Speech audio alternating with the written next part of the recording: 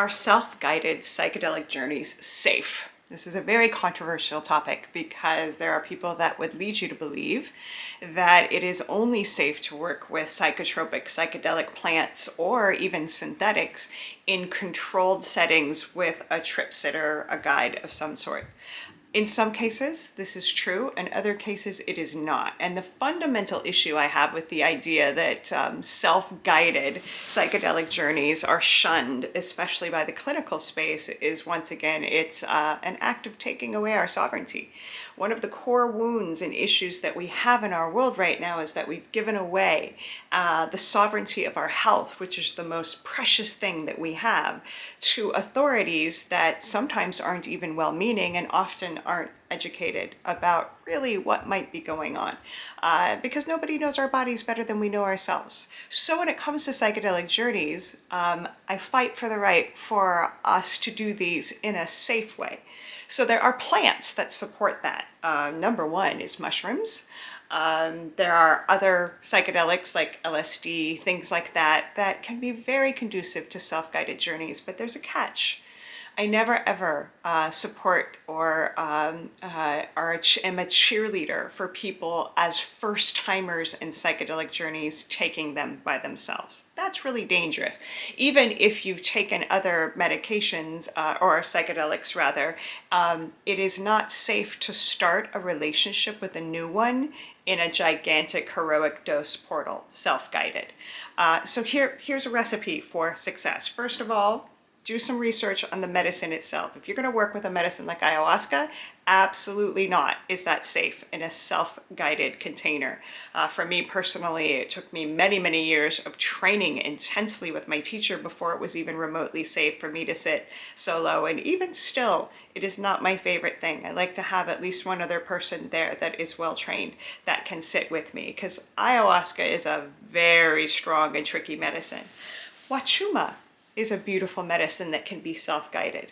You know, I mentioned mushrooms. There are many that are conducive. There are many that aren't. Another one that isn't is iboga, mainly because iboga also can mess with the equilibrium of our bodies, and we can't even get to the bathroom, even if it's not that strong of a psychedelic experience. So do your homework on the medicine that you want to work with and really respect and honor the perspectives of the people that are medicine carriers of these beings. If they say it isn't safe, why roll the dice? Now, on the flip side, say you're really called to doing a self-guided mushroom journey. My advice is to build a relationship with this being before you dive full throttle into a heroic or a ceremonial solo dose. What do I mean by that? Well, perhaps you can microdose, work with them in a smaller capacity, start to get to know the vibration of who they are. You could go sit with a guide and do a one-on-one guided journey. I would recommend multiple of those before you dive in and do it self-guided.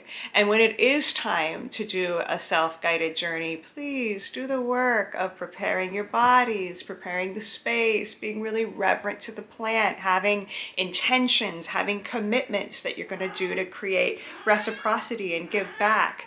Like, there's just so many things that go into the ritual of a shamanic container that we create, and you can do it yourself, but what isn't safe is what is happening all across the world every single night, where people pop these very strong psychotropic medicines like a drug, have a journey, and then pop back into their regular lives the next day.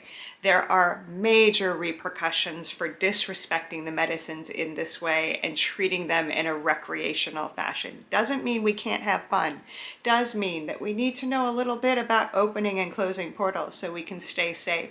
We need to know a little bit about integration and giving ourselves the space, at least for the next day, to come back into our bodies. There's a whole process that, if it's honored, we can be rock stars at self-guided journeys and take back the power of our sovereignty around our own health, our own capacity to explore consciousness, but not in a reckless, disrespectful way.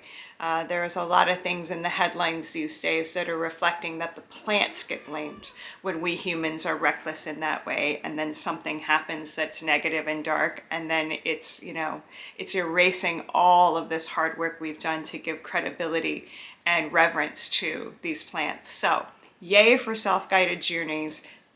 when it's the right medicine and the right time for the individual, but always in a really safely held ritualistic shamanic container. And there's a lot of us, myself included, that teach people to do those things in coaching and in courses, but please take the time to learn that before you dive in, or else the repercussions can be really messy and difficult. I teach a course called the Plant Medicine Mystery School, available at plantmedicinepeople.com. If you're interested in learning more about doing self-guided journeys, drop your comments below. Please make sure to follow us and subscribe to this channel. Thank you so much for listening. Much love. Journey well.